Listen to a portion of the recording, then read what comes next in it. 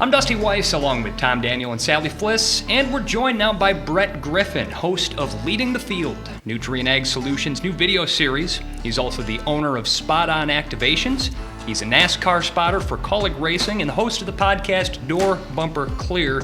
Brett, thank you for joining us on the Future Faster podcast. Thank you guys for having me. It sounds like I'm busy when you say all that at one time. I don't know how you made time for us, if I'm being perfectly honest here, but you're a man with a lot on your plate. Well, you guys called and I came running. Well, I really appreciate your showing up. I know Tom and Sally and the rest of the folks at Nutrien Ag Solutions do as well, but we got a lot to talk about. But we wanted to start out talking about this new project that you've launched with Nutrien Ag Solutions. It's out now, a video series in partnership with Nutrien Ag Solutions titled Leading the Field with Brett Griffin. So to get us started, can you elaborate a little bit on what the video series is, what you've accomplished with it, and why you decided to partner with Nutrien Ag Solutions? I'll tell you, man, I was flattered to honestly, Dusty, to be asked to be in the position with Leading the Field, to be the guy going around and telling the story of all these amazing farmers and growers throughout this country. What made me qualified to do this is that it just so happens that I love to eat. I love food, and I'm also a very curious guy. So it just came very instinctively to me to be able to go out to these guys' operations. And I'm gonna tell you something: it's operations. It's not the typical farm that I grew up on working at in Watermelons in Pageville, South Carolina. These guys have quite the staff around them, quite the topography, the acreage. I mean, just a super impressive operation that all these guys have. So, man, I got to go out and meet all these awesome growers and farmers and hear more about their story, how they got to be there. A lot of guys and gals were third and fourth generation, farmers in their family. So everybody gets to see these farms are out there throughout, not only U.S., we also went to Canada. So, Brett, we kind of take for granted our farming backgrounds because a lot of us that work for Nutrien Ag Solutions have some touch with the farm, right? So you're from Pageland, South Carolina, so you're not completely foreign to farmland either. I mean, it's all around you, right? And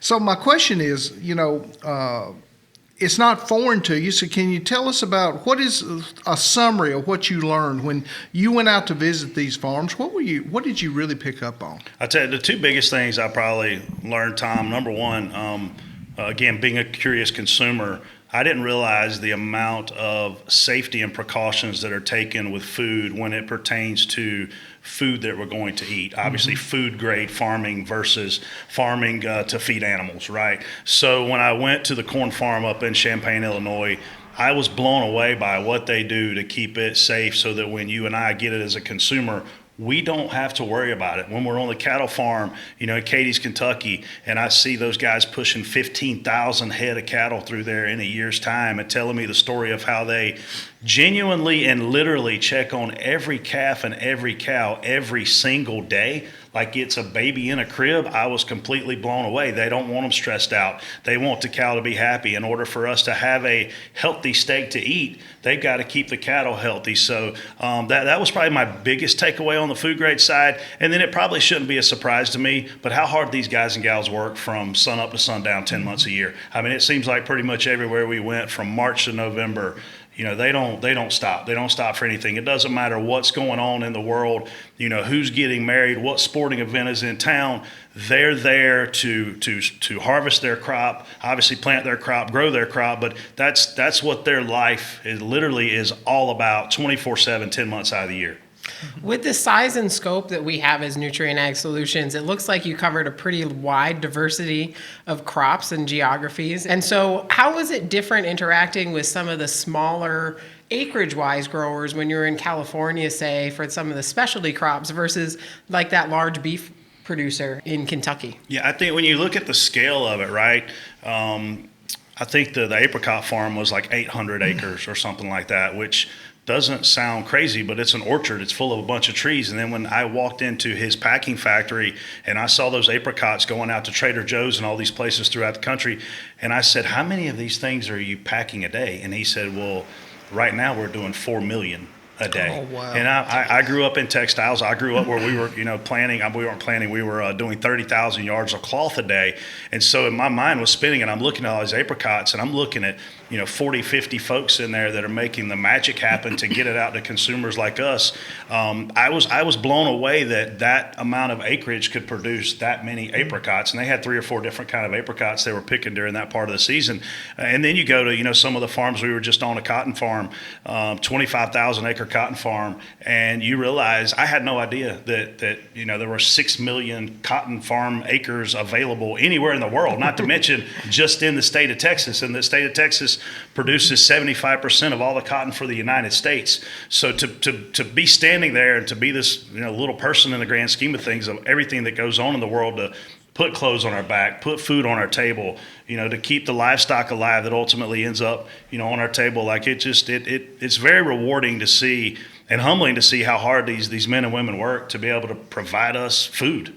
What I really like about it is you got to travel all over North America. You got all the way out west to California. You got all the way down south to Texas. You got all the way up north to Alberta, Canada, and all over the upper Midwest as well. So can you take us through some of the sites that you got to see and list off some of the takeaways that you had, starting in maybe Champaign, Illinois? Yeah, Champaign, Illinois was just the number one takeaway from there for me was the color of the soil. I've been around this country. I've been fortunate. I think I've visited 48 of 50 states that are out there, and I was just blown away by the color. And you would drive 20 miles and it would change colors, and they were very proud of the soil that they have there and the corn that they're able to grow in that particular part of the country. But when you look at like Canada, I had never seen canola grow in my life. And when we got there and we stepped off the plane and we drove 30 minutes outside of Calgary, it's gorgeous. I mean, it's just this yellow sea of gorgeousness. And I had on boots, thank goodness. I was not aware how wet it would be in the canola. And so the director said, hey, we're going to shoot you in the middle of this canola. And I was like, man, this is going to be a really cool shot. I'm going to get to walk out in the middle of all this pretty yellow canola. I take the first step, and it's like I stepped into a swimming pool. And 7,000 mosquitoes came up from the ground. And growing up in South Carolina, being a big hunter, I'm obviously used to being around mosquitoes. I've never seen that many mosquitoes in my life. And I've got in a little earpiece, and the director's like, hey, Brett, stop for a minute. I'm like, no, I can't stop. A, I'm wading in water out here, and B, there's a million mosquitoes chasing me. And if I stop, I think they're going to pick me up and carry me off. But everywhere we went, Dusty, throughout the country, in its own respect, there was something beautiful about it. I mean, even Lubbock, we were just in, to see a cotton that we saw, and I think the biggest thing is people literally were excited to see us. They were excited to showcase their farms and their operations, and you could see it in their eyes how proud they were. Mm-hmm. Speaking of getting your feet wet, I understand you got to get your feet out into the cranberry bogs in central Wisconsin as well, and that's maybe a type of agriculture that a lot of folks aren't familiar with. What'd you learn out there? What I learned is there's millions of cranberries in one little square inch. It is insane how many of those things grow down in those bogs. We weren't there when they were flooded, and I begged Nicole to send me back there when they were flooded so I could get out there in the middle of it and see what it's like to harvest those things. But again, just a super gorgeous part of America, and I'm a big cranberry eater, and I had no idea how those things came about, dried cranberries, and to be on a farm where they're growing exclusively for ocean spray. It just, again, an eye-opening experience, and super nice people. And I mean, we were dealing with 2 generations of folks there. She gave me cranberry cookies, and I ate all of them. Nobody else got any. So, yeah, it was definitely fun. So we always get this question in the field, Tom, right? What's the one thing? And so we often ask the same question of our guests on the podcast of, what is the one thing that you would see as the misconstrued assumption about agriculture in North America after being involved in these leading the field? I think the misconstrued is, man, these guys are optimistic people, and their livelihoods depend on relationships they have with supplier partners. They depend on their labor workforce, and more importantly than any of that, they depend on really good weather. And when they don't get good weather, it creates a lot of stress in their lives for their families and their employees and even their existence. And when they get good weather, they're celebrating, right? So, I mean, we were just at the cotton farm out there with Jake and his dad Bill, and they were having a really tough year. The drought in Texas was kicking their tail, and I've never seen a guy getting his tail kicked that smiled more than Bill did. He was just a super optimistic guy, and happy as he could be to still be farming. And I mean, I don't know, man, just the pride that these guys carry is something that I can't describe. You're going to be able to see it watching Leading the Field, how excited these people get talking about farming, their operation, the crop they're growing, and that's really the only way to explain it. That's actually a great point to bring up here. How do people find Leading the Field? That's on the Nutrien Ag Solutions YouTube page. Where can they go? It is. They can go to Farm Journal, find Leading the Field. They've got their own YouTube page there, and obviously NutrienAgSolutions.com also has Leading the Field. Can't wait to see those.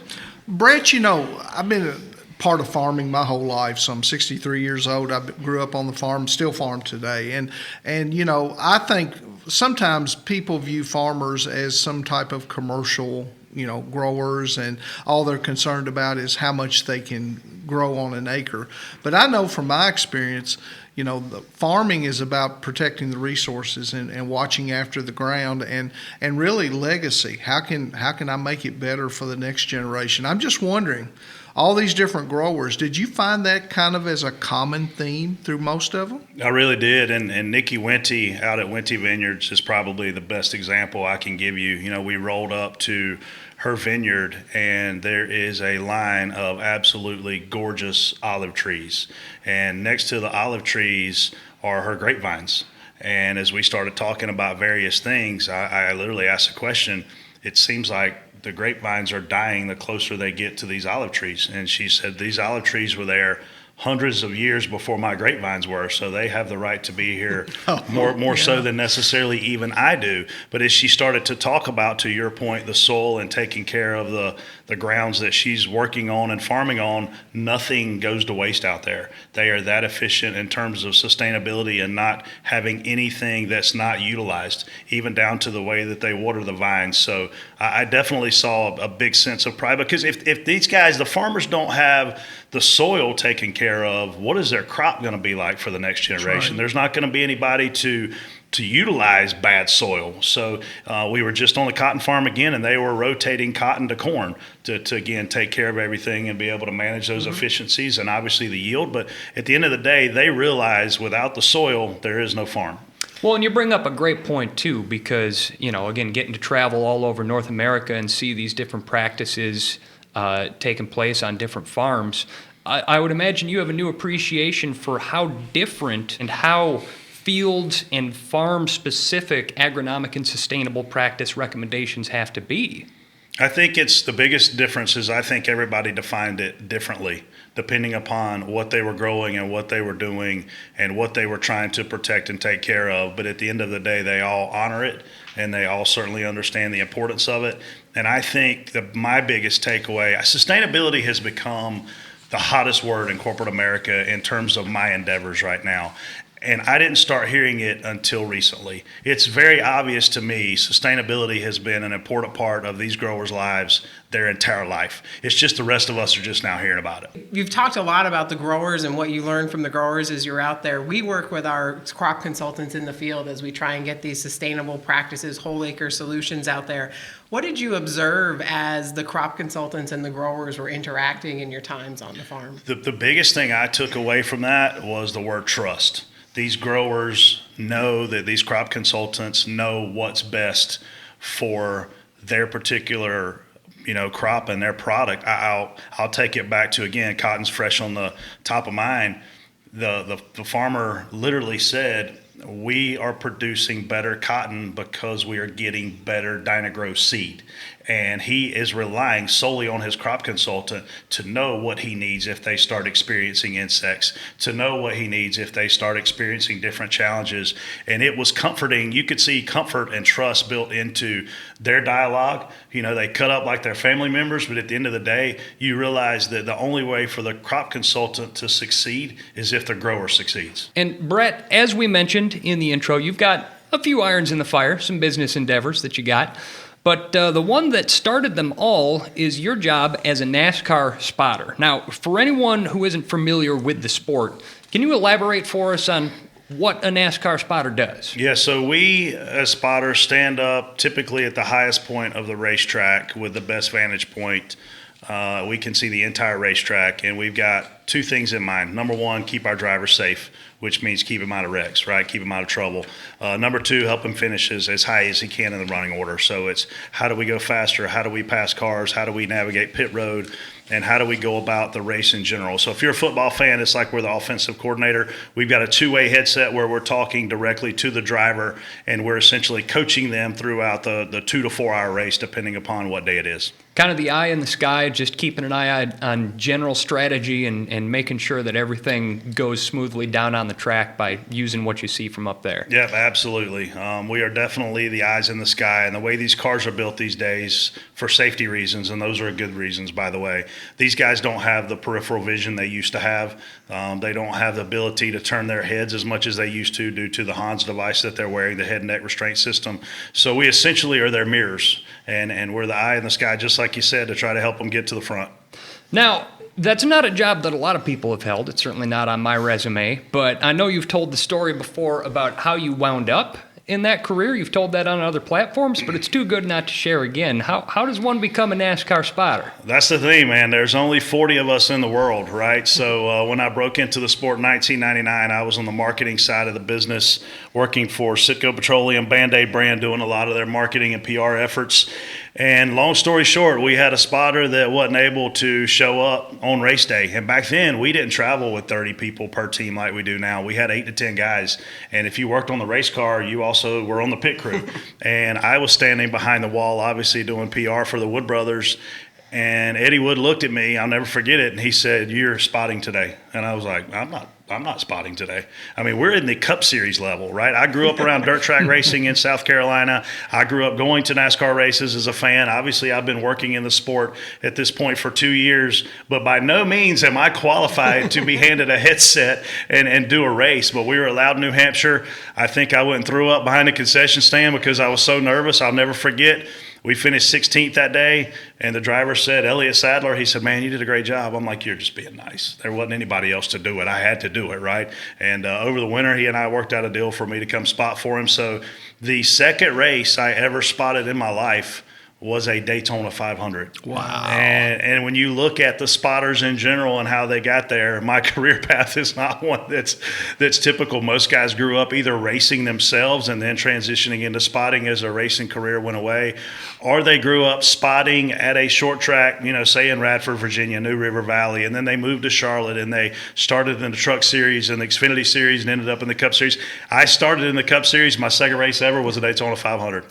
Tom, that sounds so much like what's going to happen on a farm family operation, right? Where it's just who's the person that we can pull to do this job because the work's got to get done that day. And I'm sure you saw that as you talked with growers in the field and our crop consultants in the field too. It's just job's got to be done today. Who's going to do it kind of thing.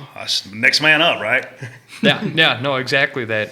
But also when you talk about being the second set of eyes and ears for a driver, we kind of play a similar role with how we support our grower customers with agronomic support. So how critical would you say it is for you to have a trusted relationship with the driver when that green flag drops? Look, man, when we're at restrictor plate races, super speedway races, we're a 200 mile per hour game of chess, and we're inches apart. And if I tell my guy to get up, clear high, move, if he doesn't move, when I say move, he's going to get wrecked. If he hesitates and then moves up, he's going to get wrecked. Or if he hesitates and doesn't move up at all, they're going to pass him. So the trust is key. Having worked with Elliott Sadler, Jeff Burton, and Clint Boyer for the majority of my 20-plus year career, the longer you're with them, the more things you tell them that come to be. Because if you're telling them something they can already see and they already know, you're not any good to them. You've got to be able to tell them what's about to happen or things that they can do to make what's about to happen better for them. So as that happens over time, and you start telling those guys things, they start moving on instinct. Elliott and I won a lot of races together at super speedways and plate tracks. You don't have that without the spotter driver trust. Clint and I had a lot of success as well. And it just comes down to, like we were talking about earlier, trust. It's a big deal in our sport in terms of the communication that we're giving the driver. And then on the other side of that we actually wear 4 radios, right? So we have one radio, we're talking to the driver. We have a second radio where we're talking to the crew chief. His job is to make the car go faster. We have a third radio where we're listening to NASCAR. NASCAR tells us when the caution's out, when we're going green, who has a penalty. They're running the procedure of the actual race. They do that through us. They don't have any other way to tell the driver different communications. So they will radio, on their channel, tell the spotter of the 31 he needs to do this. Obviously, then my job is to inform the driver, right? And then our fourth radio is a lot like a pilot in an airplane. We listen to ourselves so that we know our audio is clear, we know our cords are working, we know our transmissions are working. Because if we start having problems on the radio, and it happens, it seems like once a month, there's a lot of guys down there on our channel. And all of those two-way radios can communicate outwards, right? So if we hear a problem, we have to immediately be able to eliminate that we're the problem. So that's why we wear so many radios. So we got a lot going on, so to speak, throughout that 4-hour process.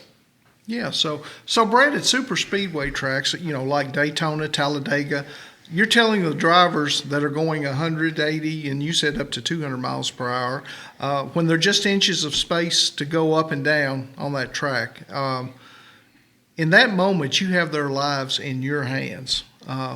What kind of trust relationship do you have with that driver? I mean, and how long does it take for that driver to give you that amount of trust? I tell you, Tom, the best situation I could have been in when I started spotting is Elliott and I had known each other for 2 years, and we'd spent a lot of time together away from the track, at sponsorship dinners, at sponsor appearances. And so he and I had a personal relationship. So when I went to work for him spotting, it was really easy in the sense of we already knew each other. We were already friends. And so he and I had a deal where he had a motorhome, right? So he would sleep in the back in the master bedroom. I'd pull out the couch every night, and we flew together every single Thursday night to the racetrack, every Sunday night home. So a lot of briefing, a lot of debriefing, and a lot of investment. And that's probably the biggest difference I've had throughout the majority of my career is the guys that I've worked with were really, really, really good friends of mine and really close to them. So it wasn't just a race car driver out there flipping. It was one of my best friends, and those are really weird situations, to be in. So not only did I have a job to do, in my mind, I also had a personal responsibility to them, to their families, to their mother and fathers, to get them home safely. And the last thing a spotter wants to do is cause a wreck. Have I caused wrecks in my career? Absolutely. Did I sleep the next 3 days? Absolutely not, because we're different than, say, football, right? If Tom Brady throws an interception, he waits 4 or 5 minutes, he gets the ball back. If I cause a crash, my car is done for the day with potential more problems other than just the actual crash. Mm-hmm. You finish last. You don't get to come back out of the garage to finish your day. So it's a huge amount of responsibility. And believe it or not, when you're working up to the start of the race, you do feel some of those nerves. But once you say green flag and you're in the moment racing, you forget about all that. It's literally just about performing. So when you talk about that relationship, I mean, it takes time to build that relationship. I think very similarly to the way our crop consultants work with a grower. Okay, those relationships are very personal because in almost every case, our crop consultant grew up in the area he came from. Those are the people he grew up with. He goes to church with. His kids go to school with, and every decision that agronomist makes or advises that grower to do can impact the economic sustainability of that grower, whether or not he's going to make a living that year or not. So it's no different for making the decision that one wrong move could flip a car, but one wrong recommendation could limit a guy's ability to make a living for his family.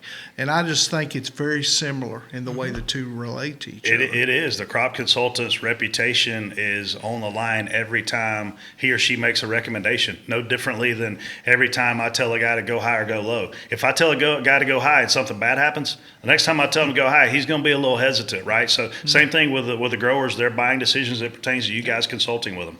Well, and you bring it back to those whole acre sustainability solution recommendations of we're asking growers in these sustainable solutions to do something different than what they've always done. And there's got to be that trust and confidence, because if you make that wrong recommendation, we've talked about this before, Tom, if you ask a grower to do a new practice, cover crops, no-till, change nitrogen management, and it doesn't work, they're not going to talk to you the next time. And we're not going to make that progress together and get to the sustainable outcomes that we need to see. So it is a big deal. I saw firsthand that crop consultants are more about partnerships than they are about pushing products. Like, they want to tell the grower something that they know is going to work, and they're not trusting a lot of third parties to do their R&D. You guys are doing it yourselves, so that when you roll it out, there is that trust factor there. I mean, I heard it firsthand between the crop consultant and the grower talking to each other on these farms. In that vein of building trust, I mean, you've spotted for some really accomplished and popular drivers in the sport, Elliott Sadler, Jeff Burton, Clinton Boyer, and all that. But I would imagine that when it comes to building trust with the driver, it's not a one-size-fits-all solution either. So what about those drivers and what about the way that you work with them enabled you to build that level of trust with three very different people? I think it's just personalities. I mean, when I went to work for Clint Boyer, he and I were already going to, Harley Davidson Bike Week down in Myrtle Beach together. We were going on skiing vacations together. So again, there was already that personal relationship. When I went to work for Jeff Burton, which was after Elliott Sadler, I knew Jeff. I'd known him for, 10, 12 years, but we didn't have a close personal relationship. And I'll never forget, his motorhome driver came up to me after a few weeks, and he's like, "Jeff paid you a really big compliment today." And look, drivers don't ever tell spotters how great they do unless it's on TV and it's a PR stunt, right? But his motorhome driver came up and he's like, "Jeff said he's never had a spotter hold him accountable like you do on the racetrack. When he makes a mistake, you'll tell him and you'll ask that he not make that mistake again, or that he not, make that mental block, mess up the rest of his race." So I've always been, and this is thanks to the, just my life in general, I've always been a guy to tell you like it is. And if you don't want to hear what I think, then don't hire me to give my opinion. and we're in that position now with Justin Haley. He's new to the Cup Series in terms of being full-time. And I was brought in because of my experience. I didn't know Justin that well. He and I have got to be friends. We hang out a lot together away from the racetrack now. Like, that's what it takes to really work well, because you cannot be oil and water with your spotter and driver. It will not work. There's too much on the line, and the spotter is the guy that is helping guide you through accidents and helping guide you, on pit road when a car may be on fire. There's all sorts of variables that are always out there. Some are dangerous, some are not, right? We're selfish people when the race starts. We want to win. We're not like a typical sport. There's not one winner, one loser. There's one winner and 39 losers, right? So it's hard to swallow that, but spotters can help in certain situations achieve better results. When we get to Pocono, Pennsylvania, the restart's over, we settle in 12th, there's not a lot I can do to help my guy. But if we're at Bristol, Martinsville, Talladega, Daytona, a lot of those places where you run close together, we make a huge difference. Speaking of partnerships, Nutrien Ag Solutions has been a sponsor in NASCAR ever since 2019, and you've been leading the integration and management of that partnership ever since. At the time, what was your rationale for why NASCAR would align and resonate so much with the Nutrien Ag Solutions customer base? Yeah, I think there are two things that stick out in my mind when, or maybe even three, when we started the partnership with NASCAR. Number one, there's a lot of growers and farmers out there that love our sport because we're in rural America. We started in the South. We've raced all over this country now, and there's just a lot of growers who love the sport of NASCAR.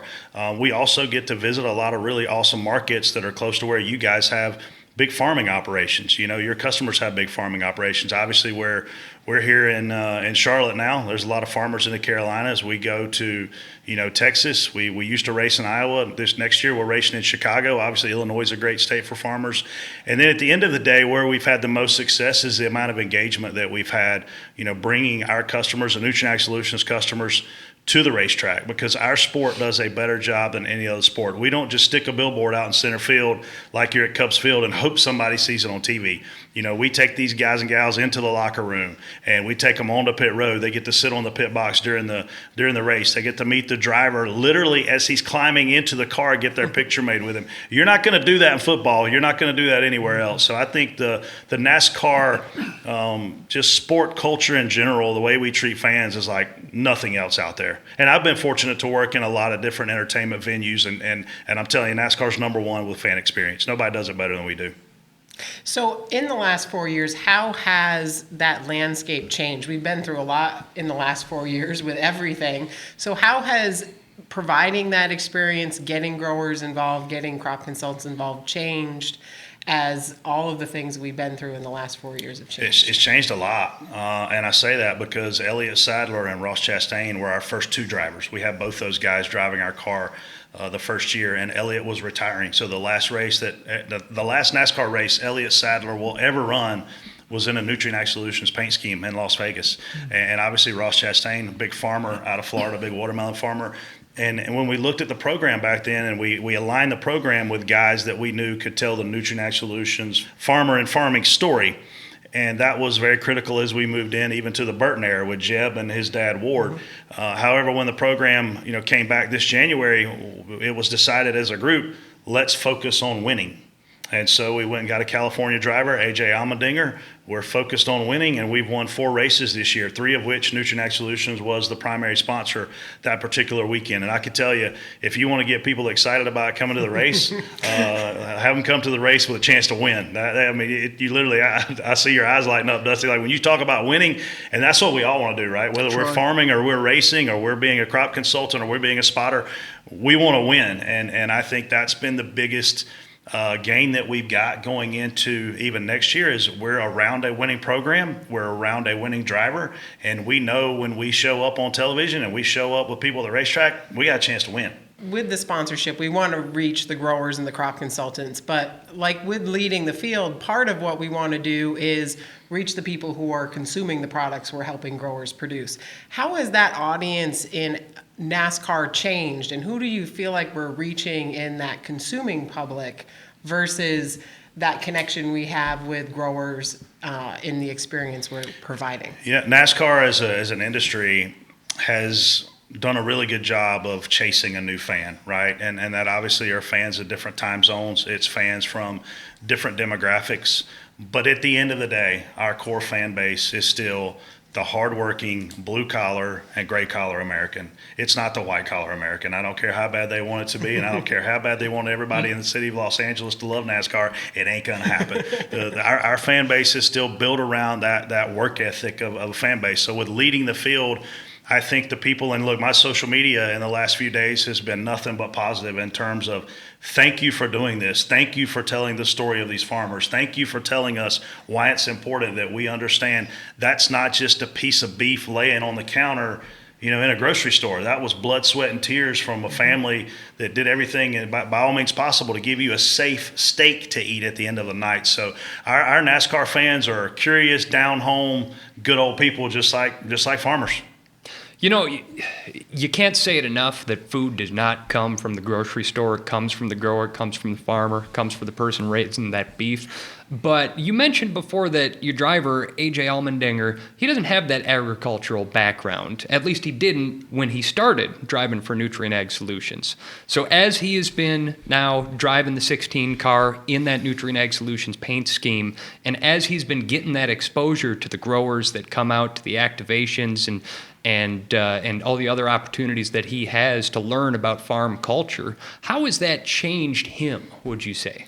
I'll tell you what, and I can say this with confidence, I think he has a much bigger appreciation than he probably had, 6-8 months ago. And his wife, she came from somewhat of an agriculture background, and she said she'll come on leading the field anytime we want. So I think he's been very open to becoming smarter as it pertains to agriculture. And look, we don't hire and sponsor AJ Allmendinger for him to be an agriculture expert. We hire him to win races, and thank God he's good at it. So, Brett, you've worked with multiple different sponsors and people that have tried to or have created a brand identity using NASCAR as that key, right? So, why should any brand, in your mind, still consider NASCAR as their build the brand platform? Tom, that's a great question, and I'll answer it with the first thing, which is our season is longer than any other season in sports. Yeah, it is. We start in, realistically, January with preseason testing, and we do not finish until just before Thanksgiving. So we have 10-plus months out there that we're able to take brands and share those brands nationally, not locally, not regionally, nationally throughout those times. Obviously, we've got great broadcast partners with Fox and with NBC. That's our two biggest guys right now in terms of folks who are broadcasting races. We've got content every single day of every single week. We don't just play on Sundays like the NFL. You know, we've got obviously a social media reach. And we've got personalities, and we've got guys that you can take into the marketplace, you know, to have dinner with your farmers. Or, you know, I was just on the phone with an OfferPad client of mine who they're in the business of selling real estate, right, throughout the country, and they want to align their brand with top-notch brands. And there's no other sport in America where you can sign up and be around this many Fortune 500 companies. And at the end of the day, and this is what I get back to at all the times, it's about our fans. We have the best fans in sports. They're brand loyal. You guys are sharing your story. Obviously, taking care of your employees and your farmers is top of mind. But you have a lot of consumers right now that know a lot more about farming, and it's because you guys are here. And I can't speak, you know, for myself in saying this, but it's been truly humbling to see what all goes into the agriculture side. Again, I grew up farming watermelons. I mean, I knew about hoeing a watermelon, driving a tractor, and loading them on a trailer and going to sell them. I had no idea the science and the people that are involved to take something that sounds so small, the word watermelon, and for it to be so important across just all the platforms. And our sport can tell that story better than any other. Well, Brett, this has been a really incredible story that you've shared with us so far here. We wanted to try one last thing before we called it a podcast episode here. We wanted to try a little bit of word association, kind of like a lightning round here. I'm just going to pitch you a word or a phrase, and I just want you to throw back at me the first thought or phrase that pops into your head. So, I felt a lot of tests growing up, Dusty. So it's not the ink Am I getting graded on this thing, or is this okay? All right. We just want to see what pops into your head here. So Okay. Going from the top here on the word association, the first one I want to throw at you is focus. Oh, that's a tough one. To me, man, focus is don't screw up. I mean, because if you're not focused, you're going to screw up. And I tell my little guy all the time, he's 10 years old and plays a lot of baseball, and focus. And we'll watch videos of people in slow motion, and you can see the focus in their eyes on television, right? And I'm like, man, that guy's focused. And I think it's the fear of screwing up. Or conversely, you can see when they lose that focus. Yeah, very true. What about teamwork? Oh, that's teamwork makes the dream work. How about determination? The willing to fight. Nutrien Ag Solutions. Amazing company that feeds the world. Leading the field.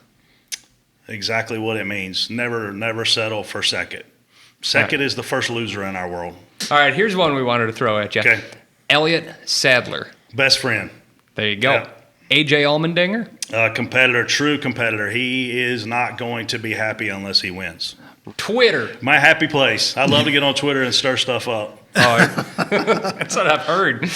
You're going to have a new follower after this is all done. Colleague Racing. A growing family.